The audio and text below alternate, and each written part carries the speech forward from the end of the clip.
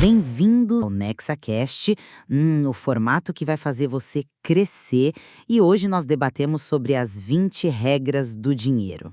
É um tema fundamental. Sim, e é importante enfatizar que esse conteúdo, sabe, ele foi brilhantemente selecionado e desenvolvido por Niel Daya, que é um jovem talento focado em atingir sua total independência financeira. Exatamente. E hoje nós vamos assumir aqui a postura de dois mentores, né? Orientando esses jovens recém-formados, como o próprio Niel, que buscam acelerar o acúmulo daquele tão sonhado primeiro milhão. Perfeito. O nosso material base define o dinheiro não como uma questão de sorte, mas como um jogo com regras muito claras.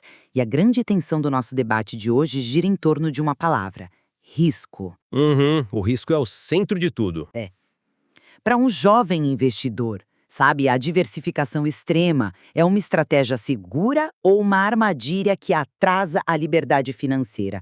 Eu defendo, e estou muito convicta disso, que jovens devem focar em estratégias ofensivas, agressivas e concentradas de alavancagem, tipo, para dobrar o capital rapidamente.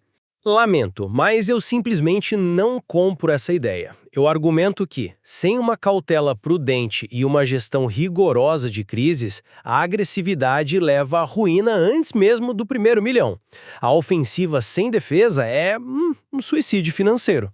Bom, entendo por que você pensa assim, mas deixe-me oferecer uma perspectiva diferente, olhando para a base do material de hoje. A gente precisa falar sobre a mudança de mentalidade. Ah, sim, parar de ver o dinheiro como inimigo. Exato. O texto estabelece, logo na regra 1, que o dinheiro é um jogo que pode ser aprendido. O problema é que a maioria dos jovens entra no mercado com uma bagagem que antagoniza o capital. É a regra 2, sabe? Não seja um hater do dinheiro. Porque o dinheiro foge de quem o despreza. Isso. O seu subconsciente, tipo, se ele foi treinado para achar que o lucro é um pecado social, você cria pontos cegos. Você literalmente deixa de enxergar oportunidades de negócio porque rejeita a mecânica do acúmulo. Olha, eu concordo que o bloqueio cognitivo é o primeiro filtro que elimina os novatos. Mas o material vai muito além da mera aceitação. Ele introduz as regras 4 e 6, a sedução financeira e o tédio. O tédio do capital, né? Isso. A mecânica é fascinante.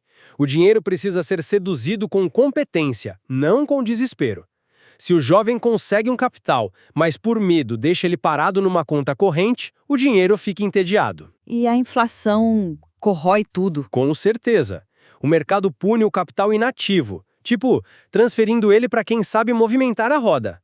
Não adianta parar de odiar o dinheiro se você não tem a habilidade técnica para fazer o roteiro passo a passo funcionar. E a habilidade técnica é o motor da coisa.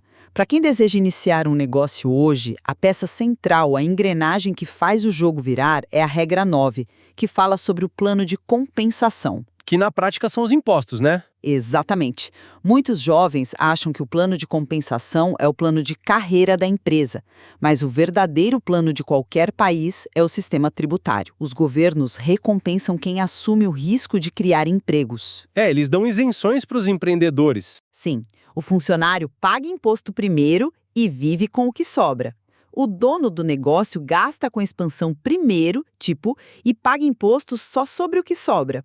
A matemática prova que o caminho mais rápido para a independência é abrir o próprio negócio. É um argumento forte. O Código Tributário favorece o risco, mas abrir um CNPJ não te isenta da realidade nua e crua da operação. E é aqui que a sua tese de agressividade total me deixa muito preocupado. Sério? Por quê? Porque a gente precisa olhar para a regra 3, o jogo de dobrar, que você defende tanto. A teoria diz que de 1.000 para 1 milhão são apenas 10 saltos, né? Dobrando sucessivamente. Sim, é uma mecânica perfeita. No papel é brilhante, mas focar todas as fichas de forma agressiva esbarra violentamente na psicologia humana. É aí que os erros financeiros fatais acontecem. Mas a concentração agressiva é a única lógica válida para quem está começando. Pensa no nosso jovem, o Niel, com R$ 1.000 na conta. Ele não vai dobrar isso em um ano investindo passivamente. No Tesouro Direto não vai mesmo. De jeito nenhum. O mercado financeiro recompensa quem já tem volume. Para quem tem R$ 1.000, a alocação precisa ser geração de valor ativo. Ele precisa pegar esses 1.000, comprar equipamentos de limpeza, bater de porta em porta lavando fachadas e transformar em 2.000. A força do trabalho braçal e comercial. Exato. E depois ele pega os 2.000 e reinveste em tráfego pago, maquinário, sabe?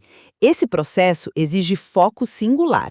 Ele tem que concentrar todo o tempo e capital na própria empresa. Entendo. A intensidade é a vantagem dele. Perfeito. Se ele tentar diversificar a atenção ou os parcos R$ 1.000 dele, ele dilui essa vantagem competitiva.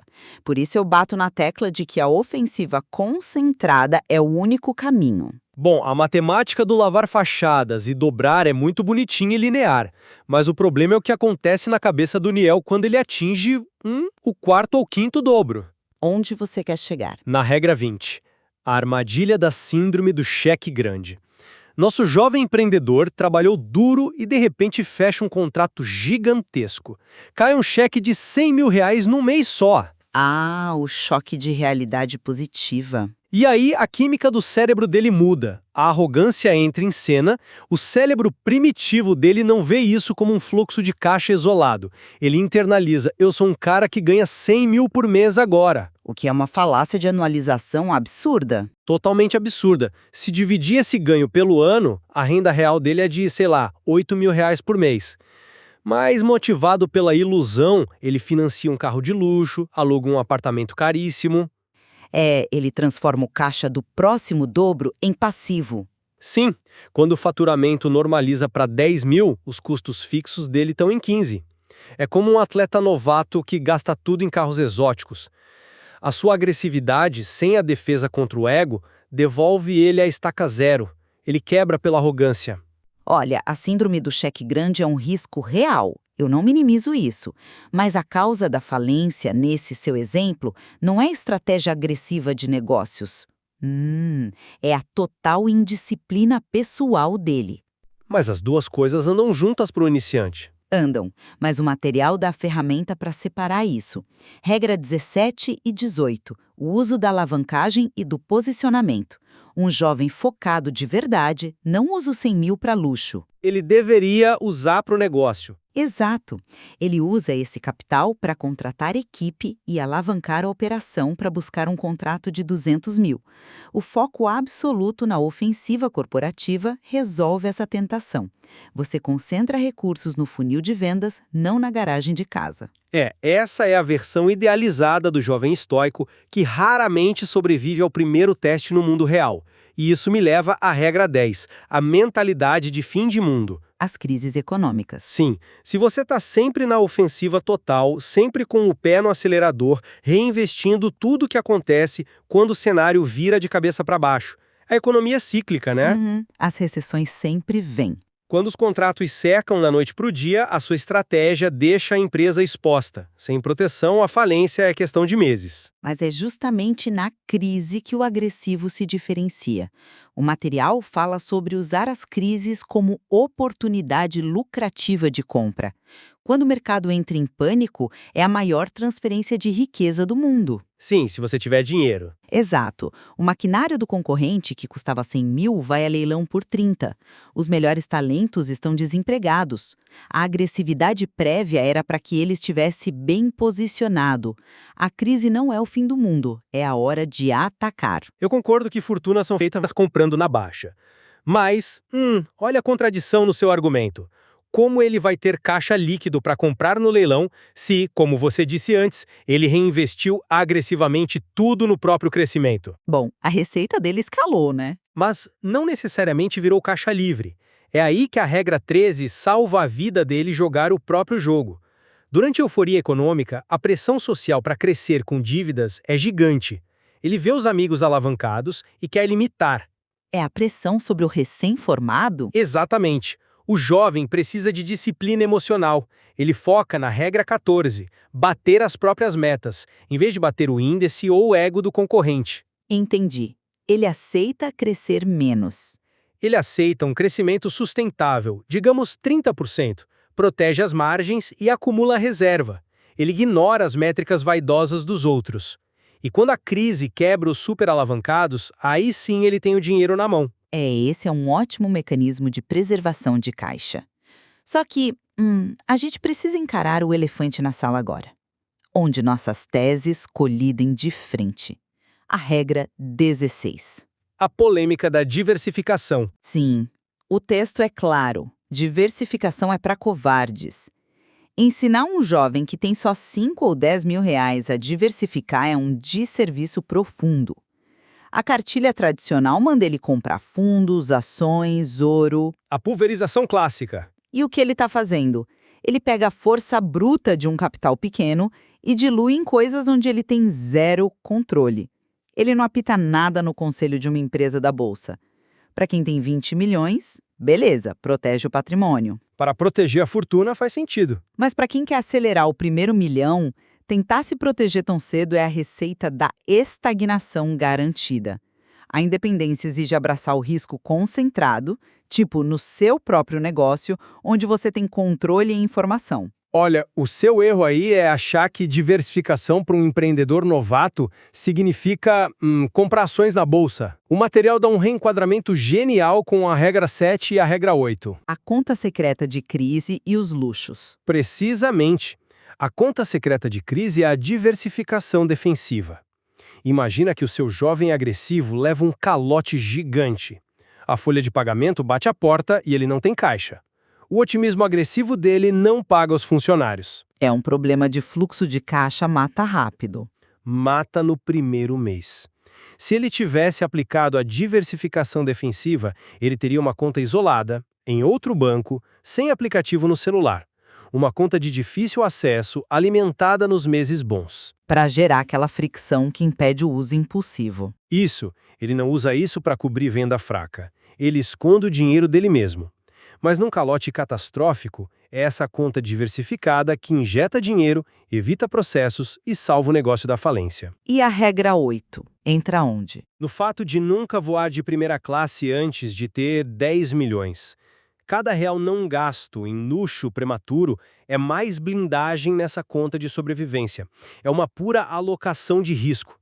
Nossa, eu preciso admitir que essa é uma leitura extremamente tática.